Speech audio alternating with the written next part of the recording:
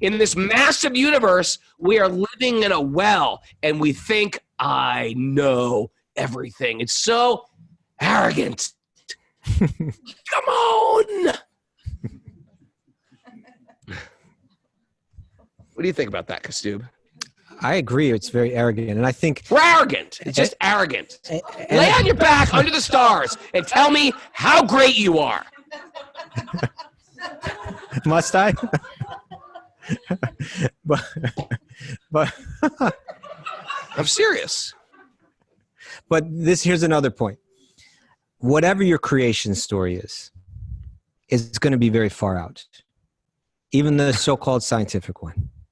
Yeah, scientific creation. All order came from an explosion. Come on. Yeah, there was a big explosion and it's just everything. They all evolved. You have some things evolving in order, like a peacock, a quetzal, an African elephant, a chimpanzee, a field mouse. They're all coming from, what is there? Other mouses as well. What?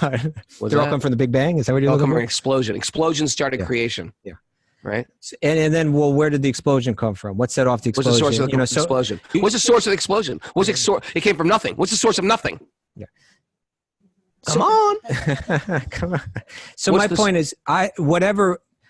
Just like a painting without a painter. Come on. You got a creation? Who created it? Right. So it's going to be a far out story one way or another. Now, the Bhagavatam has a far out creation story. I find to be a very interesting, theologically fascinating, and as it well can't get more fascinating than the Big Bang. That's a big leap of faith. It's a huge leap of faith. That order came from. Where do you see order coming from explosions? Anywhere. You don't see it ever happening. Light a bomb, light a fireworks, light an M80, throw it in a toilet. Never do it. Did you do that before? You guys haven't all done that before? Come on. I've never done that, Sachi, my daughter. Don't do it. But I know people who have. You will not find order. You will find a big mess. Right. Peacocks don't fly out of that toilet. And this is why when Srila Prabhupada would talk about science, he would say that the scientists, and many scientists found this as well, that the deeper they go into science, actually the deeper their conviction that there has to be some intelligence behind it. Because there's so much order. You keep finding deeper and deeper, more fascinating levels of order the deeper you go. Right? It's a Fibonacci spiral. It just goes on forever. It's true. It's sacred geometry, man. So the Bhagavatam, when we come back tomorrow, we're going to be reading a bit more about this creation idea presented in the Bhagavatam. But what I suggest, we're going to talk avatars. We're going to talk avatars after that. But what I suggest is that we open up that mind. We don't be that frog in the well. Yeah. We realize that any creation story requires some leap of faith. Don't be a frog. That's our new T-shirt. Yeah, but if you just take this and isolate it on its own, if you just say, hey, they say that the whole world comes from a four-armed being, that a lotus grows from their navel and some four-headed being comes out and creates everything. That's insane. That's ridiculous.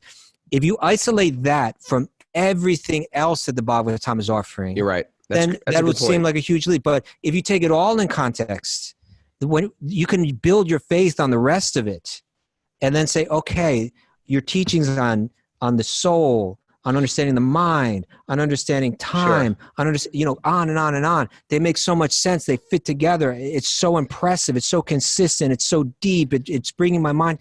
Then you say, okay, let's hear your creation story. We're not asking everybody to buy all this. Right. Hear it. Hear it with an open mind.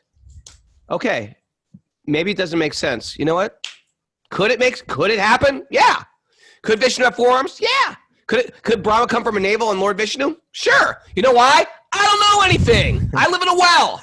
I think I know everything. I don't. And that's called humility. And humility is going to be necessary for knowledge. Yeah, and we're not even saying go around and say, oh, Lord Vishnu has four arms. Brahma came from a... We're not saying say that. Just hear it. But there are things that will resonate with you. And over time, once that really locks in, like, no, this actually really practically works. I control my senses. I feel better about my life, right? I control my mind. I feel more peaceful. I chant mantras. It has an effect on me. I don't even know why. It was having an effect on me. So faith is created in Through small kirtan. increments. Okay. You have to have an open mind to get this stuff. Let's try to have an open mind. Anyway, that's people listening on our podcast. Thanks for joining us, and we are here tomorrow